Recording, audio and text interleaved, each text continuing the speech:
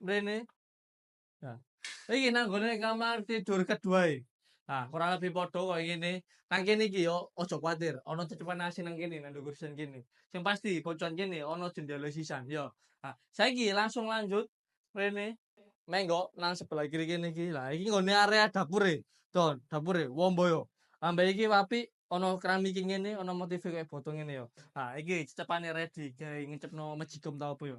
Iki wastafel ready kena galalu ngene, tapi pengen mbak aja koyo ngene yo. Engko muncat penjara ngene.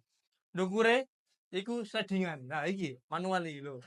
Bisa dibuka tutup koyo ngene yo. Nah, cara ngono nek udan ben gak tampes. Nah, saiki langsung sadurunge menjerum rono.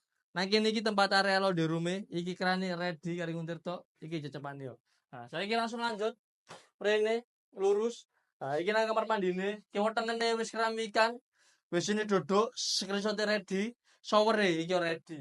Nah, saiki langsung ya tak ceritani nang ruang tamu kene yo. Nah, iki mangko omane regane 280 juta, ukurane 5 kali 11, omahe ready, stok unit terbatas. Nah, untuk super lokasi bener wis, mereka mata kan juga. Wis suwe kasih suwe, meneng kok pesen ndukul, Mas.